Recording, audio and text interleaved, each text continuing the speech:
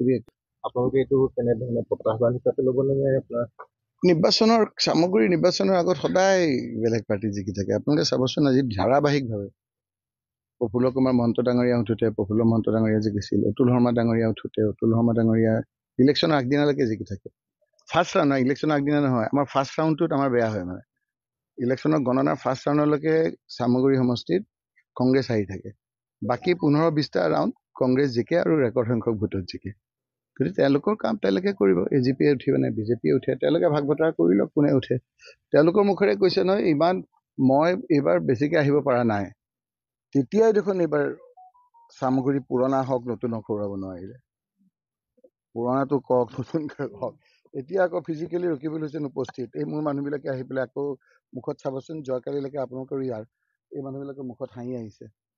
গতিকে আকৌ আহিছোঁ আমি তেওঁলোকে তেওঁলোকৰ কাম কৰিব। এজনে আকৌ অনাধিকাৰ প্ৰৱেশ কৰি পেলাই MLA ফাণ্ডেই বিলোৱা আৰম্ভ কৰিছে। তই নাজানে MLA ফাণ্ড কাক কয়। ইতিমধ্যে যিহেতু আপোনালোকে এইটো কেনেধৰণে প্ৰত্যাহ্বান হিচাপে ল'ব লাগে আপোনাৰ নিৰ্বাচনৰ সামগ্ৰী নিৰ্বাচনৰ আগত সদায় বেলেগ পাৰ্টি জিকি থাকে। আপোনালোকে চাবচোন আজি ধাৰাবাহিকভাৱে প্ৰফুল্ল কুমাৰ মহন্ত ডাঙৰীয়া উঠোতে প্ৰফুল্ল মহন্ত ডাঙৰীয়া জিকিছিল, অতুল শৰ্মা ডাঙৰীয়া উঠোতে অতুল শৰ্মা ডাঙৰীয়া ইলেকশ্যনৰ আগদিনালৈকে জিকি থাকে। ফাৰ্ষ্ট ৰাউণ্ড নহয়, ইলেকশ্যনৰ আগদিনা নহয়, আমাৰ ফাৰ্ষ্ট ৰাউণ্ডটোত আমাৰ বেয়া হয়। মানে ইলেকশ্যনৰ গণনাৰ ফাৰ্ষ্ট ৰাউণ্ডলৈকে চামগুৰি সমষ্টিত কংগ্ৰেছ আহি থাকে। বাকী 15-20টা ৰাউণ্ড কংগ্ৰেছ জিকে আৰু ৰেকৰ্ড সংখ্যক ভোটত জিকে।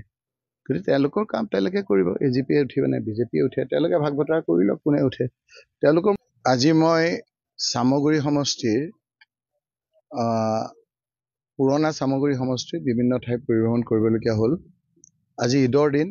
মই আগবেলাটো নগাঁৱত থকা ঘৰতে আছিলোঁ, কিন্তু ইয়াত থকা বিভিন্ন অঞ্চলৰ ৰাইজে মোক ফোন কৰিলে। এইকেইটা দিন মই নাছিলোঁ।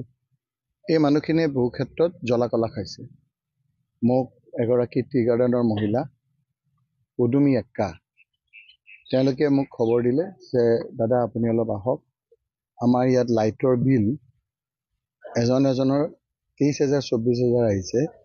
কালি গৈ পেলাই আমি কওঁতে আমাক ক'লে যে 10,000 টকা কমাই দিছে, 13,000 টকা দিব লাগে। কৈছে আমি 100-500 টকা দিব নোৱাৰোঁ। তেওঁলোকৰ মুখৰে শুনিব, আমাৰ গোটেই দৰমহাবিলাক আজিকালি নিয়মীয়াই হোৱা নাই। আমাৰ এতিয়া একাউণ্টতে কিবা অসুবিধা তেওঁলোকে ক'ব। আনফালে আকৌ আপোনাৰ উদমাৰীৰ পৰা আহিছে। মই সেইকাৰণে কৈছোঁ আপোনালোকে চামগুৰিত তাৰমানে উদমাৰীত বেছি সংখ্যক মানুহেই আপোনাৰ টি গাৰ্ডেনৰ মানুহ, জনজাতি সম্প্ৰদায়ৰ মানুহ। তেওঁলোকে কৈছে এই বৰষুণত ৰাস্তা দি আহিব নোৱাৰে। 10 চকা 12 চকা কোনোবা গান্ধী বুলি এজনৰ কেঁচাৰৰ নে কিহৰ গাড়ী চলায়। একেবাৰে তেওঁৰ লগত আকৌ আপোনাৰ কোনোবা উচ্চপদস্থ বিষয়াই তেওঁৰ গাড়ীতে উঠি পেলাই যায়গৈ। তেওঁলোকৰ জাল্লাত ৰাস্তা ঘাট ভাঙি মানুহ সহিব নোৱাৰা এটা অৱস্থা হৈছে। মোক কৈছে আপুনি আহিব পাৰিব নেকি। মই ঈদৰ দিন আগবেলাটো ঘৰত থাকি এতিয়া পিছবেলা দৌৰি আহিছোঁ। বিভিন্ন সমষ্টিত চলিছে, কিন্তু বিশেষকৈ চামগুৰি সমষ্টিৰ কথা ক'বলৈ গ'লে কংগ্ৰেছৰ প্ৰস্তাৱিত প্ৰাৰ্থী বহুতে চৰ্চা কৰিছে। আপোনাৰ পৰিবাৰো হ'ব পাৰে বা আপোনাৰ পুত্ৰও হ'ব পাৰে। একাংশই কিন্তু অভিযোগো তুলিছে যে পৰিয়ালকেন্দ্ৰিক ৰাজনীতি। কেনেকৈ আপুনি প্ৰকাশ কৰে? পৰিয়ালকেন্দ্ৰিক ৰাজনীতিটো কি বস্তু? এইটো পৰিয়ালকেন্দ্ৰিক ৰাজনীতিটো এইটো নেকি যে মই মন্ত্ৰী, মোৰ ল'ৰাটো খালি ক্ৰিকেটৰ সভাপতি হ'ব পাৰিব। বুজোতাই বুজিব, অন্য হ'ব নোৱাৰিব। বুজে নহয়? এতিয়া আপোনাৰ BJPৰ সভাপতিৰ ল'ৰা এজন হৈছে নহয়, আপোনাৰ ক'ৰবাত মিনিষ্টাৰ, গম পাইছে নেকি আপোনালোকে? হিমাচল প্ৰদেশত ক'ৰবাত মিনিষ্টাৰ এজন হৈছে। সেইটো কি বস্তু? এইটো পৰিয়ালকেন্দ্ৰিক বস্তুটো বুজা নাই। মই এতিয়া মুখখন মোৰ খুলিলে আৰু অলপ পৰিয়ালে অকল কি কৰিব পাৰিব? মোৰ ল'ৰা, মোৰ পত্নী কংগ্ৰেছ কৰে, BJP কৰিলেহে আপোনালোকে সুধিব। চাওক বুবু বাবা শুনিলে, ৰাইজে বিচাৰিলে দিব লাগিব।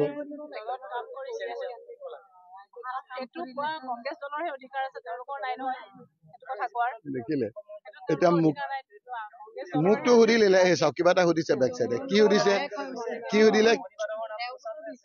সুধিলে আপুনি যে তেওঁৰ কথা সুধিলে? গাভাস্কাৰৰ পিতেকে ক্ৰিকেট খেলিব পাৰে, তেণ্ডুলকাৰৰ পিতেকে ক্ৰিকেট খেলিব পাৰে, ডাক্তৰৰ পিতেক ডাক্তৰ হ'ব পাৰে।